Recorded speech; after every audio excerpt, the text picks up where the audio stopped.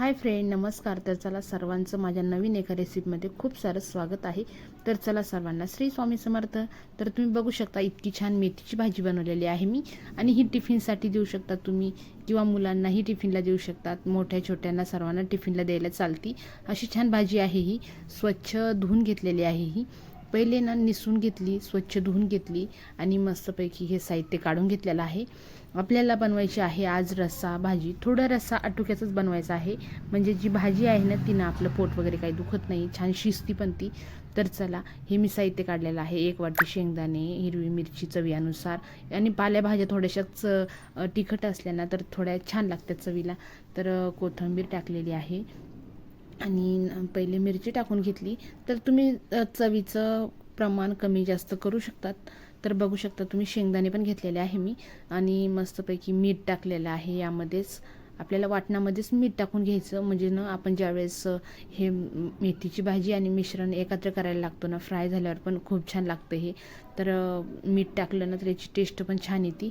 तर चला, मस्तपैकी मी ना मीठ टाकून घेतलेलं आहे यामध्ये, आणि ना 2 लसणाच्या पाकळ्या मी ना ठेवल्या होत्या, 2 टाकल्या होत्या त्याच्यामध्ये. जास्त लसण नाही टाकायचं, म्हणजे आपल्याला लसणाचा वास मारत नाही कच्चा.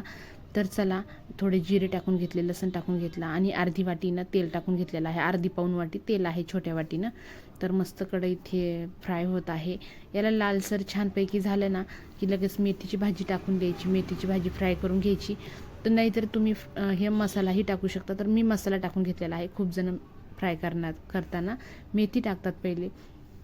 तर हा मसाला कच्चा होता ना, कच्चे शेंगदाणे आणि कच्ची हिरवी मिरची असल्यामुळं हा मसाला थोडासा फ्राय करून घेतला ना तर आपली मेथीची भाजी खूप छान लागती आणि खूप आवडीने खाल्ल्या जाती, आणि पुरतही नाही एवढीशी भाजी. तर आता कसं, आता भाजीपाल्याचं सीजन नाही आहे, थंडीच्या दिवसामध्ये खूप सारी भाजी केली ना तर पोटभर सर्वजण खातात. तर आता हे ना माझ्या दीदीला मेथीची भाजी खूप आवडती म्हणून बनवायची होती.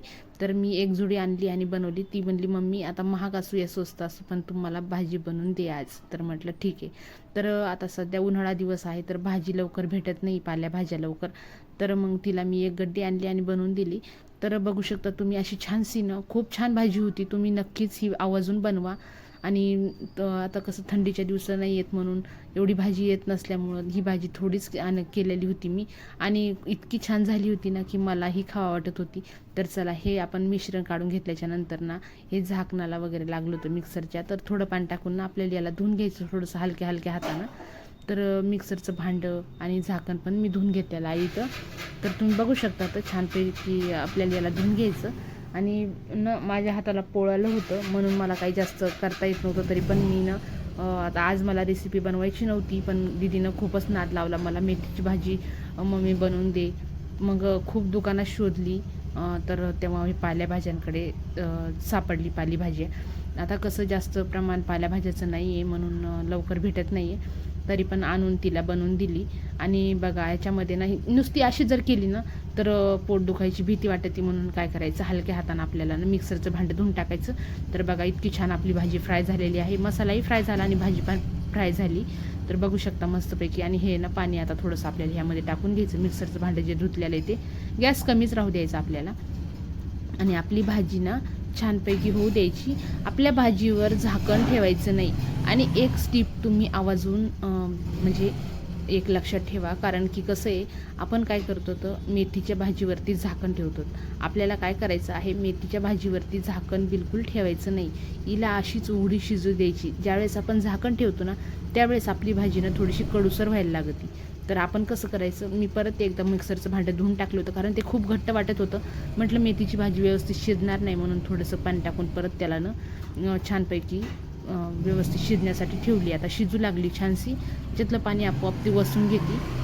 आणि तुम्हाला माहिती आहे का, अशी छानपैकी भाजी शिजली ना तर खूप खमंग लागती.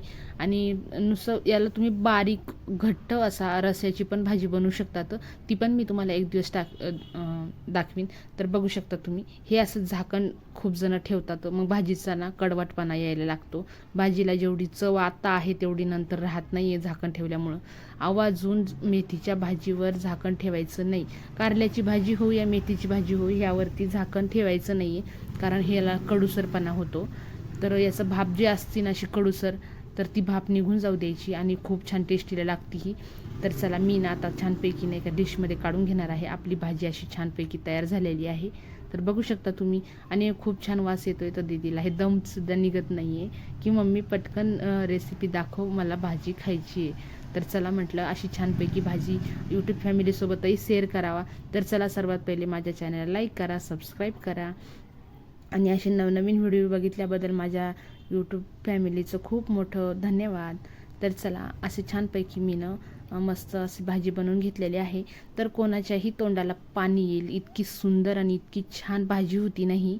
तर तुम्ही बघू शकता अप्रतिम लागते ही भाजी. आणि तुम्ही आवाजून ही भाजी करा पण झाकण ठेवू नका. बस हिला अंदाजीच असं वरती शिजू द्या. दिसती पण आणि तिची जी भाप असते कडूसर ती निघून जाती भाजीचा, आपल्या खूप छान टेस्ट येते. तर चला कशी वाटली माझी भाजी मला कमेंट करून नक्की सांगा आणि तुम्हीही नक्की बनवा. कशी झाली मला कमेंट करून नक्की सांगा. तर चला परत एका रेसिपीमध्ये असंच लवकरच भेटणार आहोत. तर बघू शकता अशी छान सर्व साहित्य मस्त आपली भाजी शिजून झालेली आहे. तर बघा इतकी छान भाजी होती. तर तुम्ही नक्कीच करा आणि मला सर्वात मोठं म्हणजे आमच्या चॅनलला लाईक करा, सबस्क्राईब करा आणि मला सांगा की तुम्ही भाजी बनवल्यावर अशीच झाली का म्हणून. तर चला तोपर्यंत परत एका रेसिपीमध्ये नक्कीच भेटणार आहेत. तोपर्यंत बाय बाय.